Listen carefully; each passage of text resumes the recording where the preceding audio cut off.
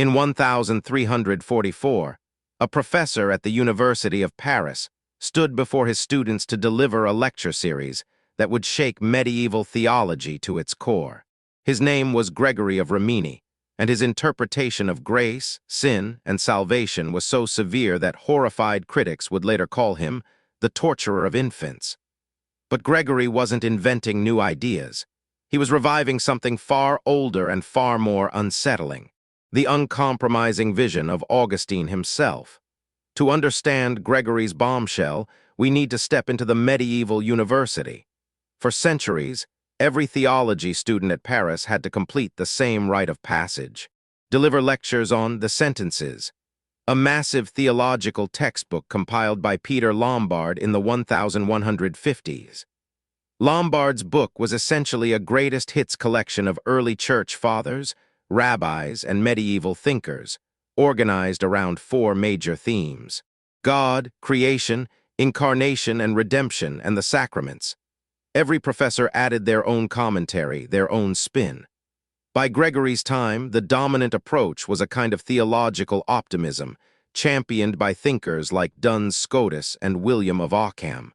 They taught that humans, even after the fall, retained some capacity to cooperate with God's grace. You could, through your natural powers, perform morally good acts that would dispose you to receive grace. God wouldn't deny grace to those who did their very best. It was a theology of human potential, of partnership between divine and human will. Then Gregory of Rimini walked into the room. Gregory was an Augustinian friar, which is crucial.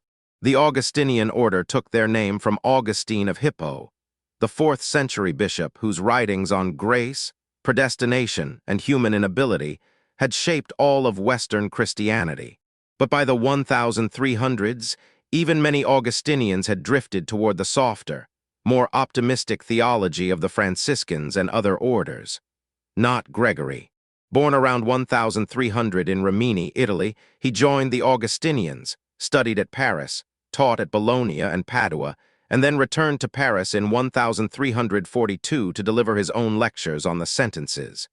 He was brilliant, rigorous, and utterly convinced that medieval theology had lost its way.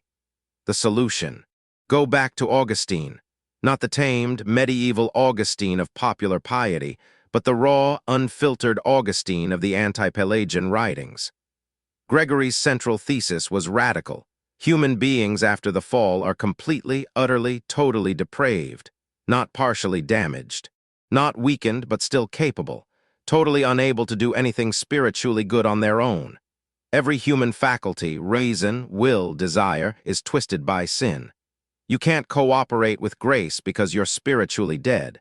You can't prepare yourself for grace because you actively resist God.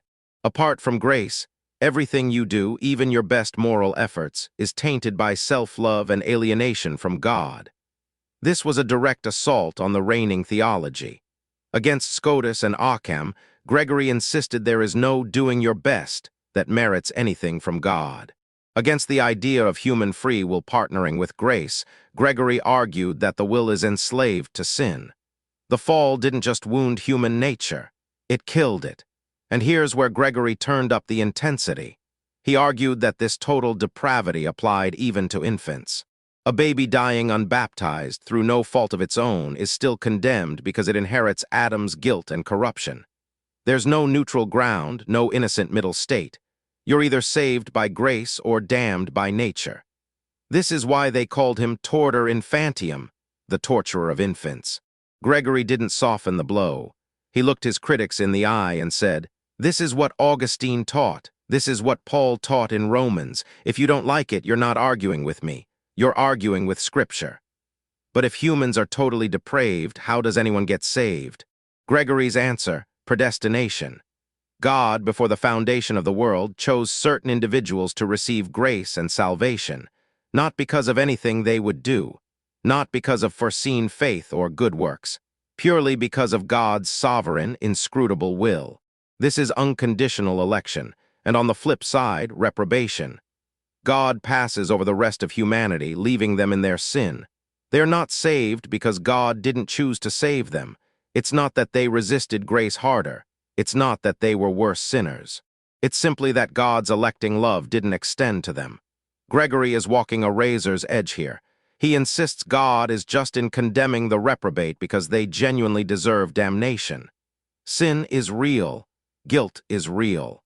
But he also insists that the difference between the saved and the damned is entirely God's decision, not human choice.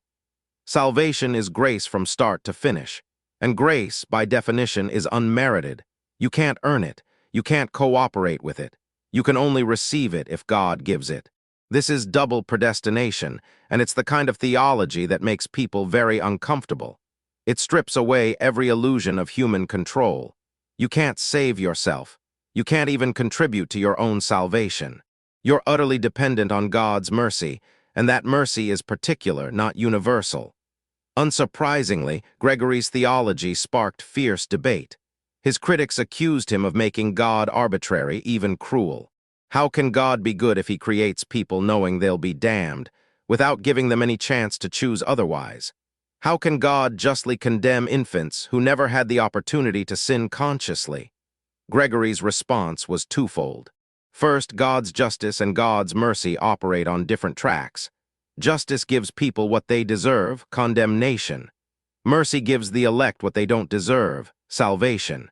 If God saved no one, he'd still be just. The fact that he saves anyone is pure grace. Second, human reason can't fully grasp God's purposes. We see through a glass darkly. The mystery of predestination humbles us, reminds us that God is God and we are not. But the emotional and pastoral weight of Gregory's system was heavy. It left people asking, "Am I elect? How can I know?" And it seemed to make evangelism and moral effort pointless. If everything's already decided, why preach? Why repent? Gregory died in 1358, just a few years after completing his lectures, but his ideas didn't die with him.